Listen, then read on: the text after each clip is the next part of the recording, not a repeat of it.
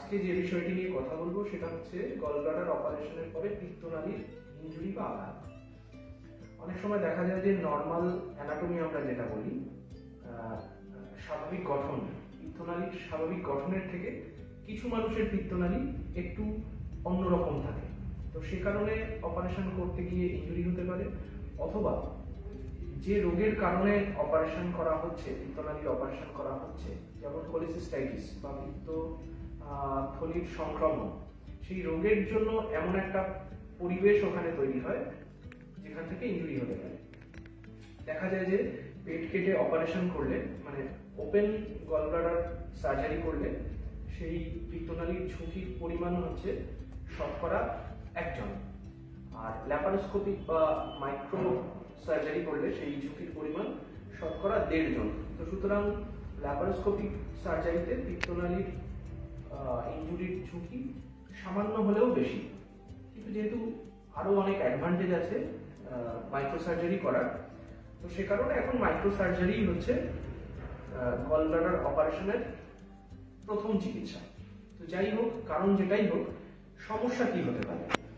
পিত্তনালীর injury হলে বা আঘাত হলে সেক্ষেত্রে সেই আঘাতের ক্ষত স্থান দিয়ে পিত্তরস বাইরে এসে পেটের ভিতরে বা পেরিটোনিয়াল ক্যাভিটিতে জমা হয়।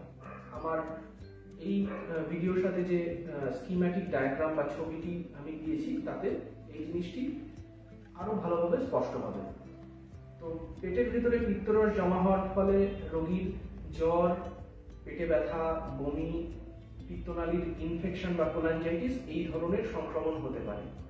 তো এর চিকিৎসা হচ্ছে বর্তমান যুগে যদি প্রয়োজন হয় ইআরসিপি করে স্টেন্ট করা হয় পিত্তনালীর ভেতরে, যেখানে একটা সরু পাইপ, সেটা ইউজুয়ালি নর্মালি প্লাস্টিকের পাইপ বা স্টেন্ট, সেই ক্ষতস্থানের ওপর দিয়ে পাঠিয়ে দেওয়া হয়, পিত্তনালীর আরো উপরে পাঠিয়ে দেওয়া হয়, যাতে সেই ক্ষতস্থানটা বুঝে যায়।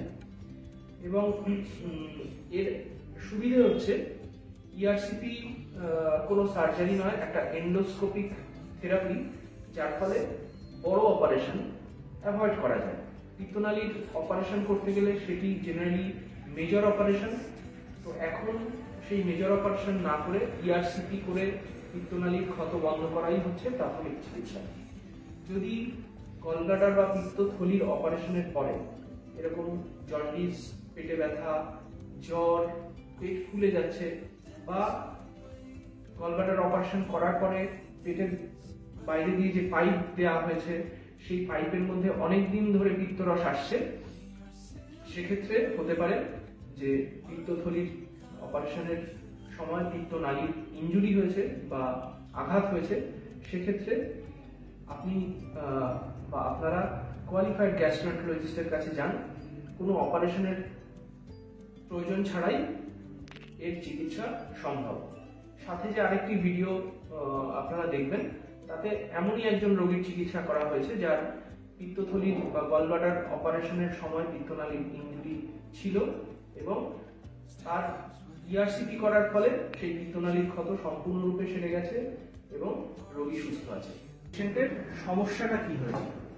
আপনার পেশেন্টের প্রথমে গলব্লাডার অপারেশন হলো, তারপরে কি সমস্যা হয়েছিল? ইআরসিপি তো আপনার ছিল, আপনার মাইক্রো সার্জারি ছিল।